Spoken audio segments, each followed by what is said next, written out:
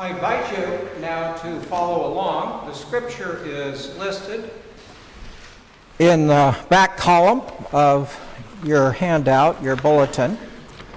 And it comes from the 5th chapter of Luke, verses 1 through 11. It is a fishing story.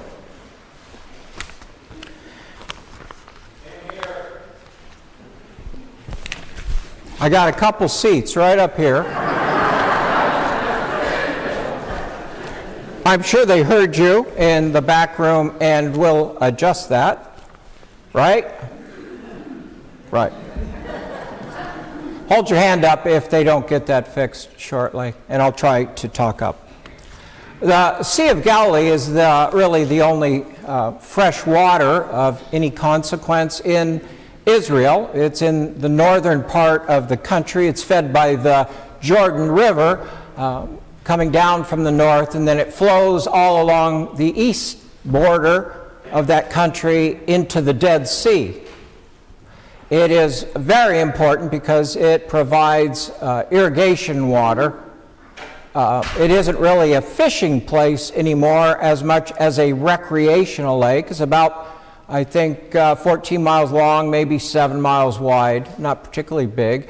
It is the lowest freshwater lake in the world. It is used often for kite skiing or sail surfing, whatever they call it, for Olympic training because the waves there can get quite high. Storms come over the mountains and blow up very, very quickly. The fish they catch there, not exactly charming. They now call them St. Peter's fish. You've all eaten it, just didn't know it. Tilapia. And they have everyone's favorite, carp. So fishing would have been very different then or not.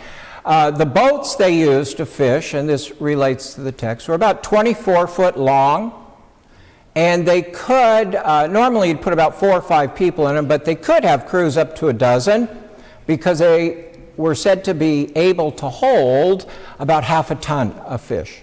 There is a museum on the side of the lake where and you can actually, I recommend Googling or YouTubing how they pulled up a boat from the time of Jesus out of the muck and the mud, and you can see what it looked like, the types of wood it was made from, and so forth.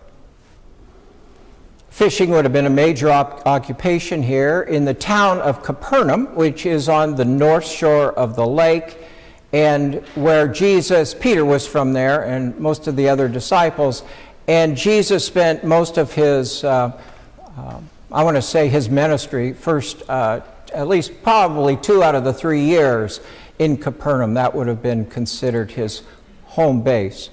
So he's very familiar with the area, and certainly his disciples that he called to him worked in that area. Most of them made their living in that fashion. The last thing I would share, if you read Scripture, you having trouble hearing, Doc? Couldn't hear you. Is that right?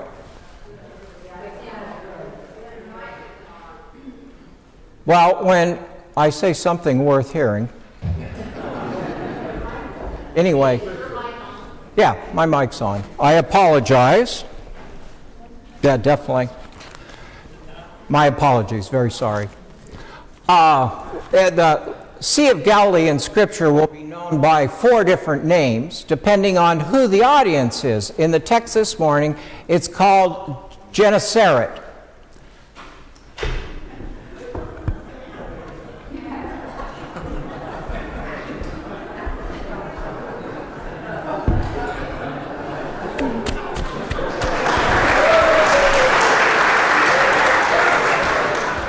Can you hear me now?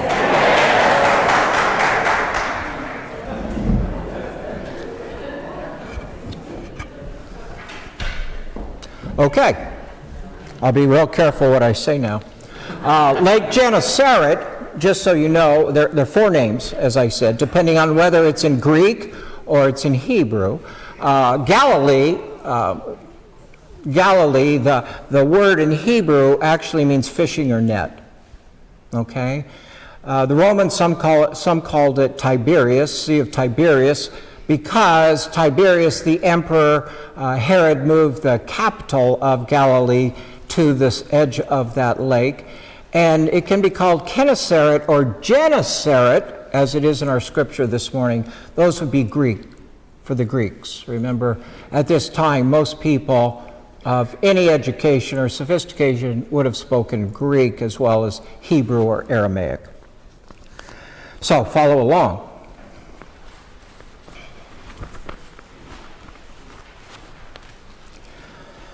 Jesus was standing on the shore of Lake Gennesaret, teaching the people as they crowded around him to hear God's message.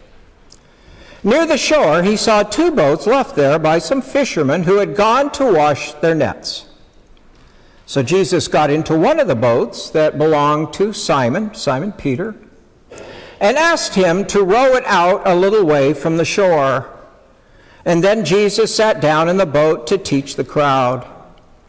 When Jesus had finished speaking, he told Simon, "Row the boat out into the deep water and let your nets down to catch some fish." "Master," Simon answered, "we have worked hard all night and we haven't caught a thing. But if you tell me to, I will let the nets down." They did this and caught so many fish that their nets began ripping apart. Then they signaled for their partners in the other boat to come and help them. When the men came, and together they filled the 2 boats so full that they both began to sink. When Simon Peter saw this, he knelt down in front of Jesus and said, "Lord, don't come near me, I am a sinner." Peter and everyone with him were completely surprised. They were surprised at all the fish they had caught, and his partners, James and John, the sons of Zebedee, were also surprised. So Jesus told Simon, "Don't be afraid. From now on, you will bring in people instead of fish." And so the men pulled their boats up on the shore, and then they left everything and went to follow Jesus. May God add a blessing to this scripture.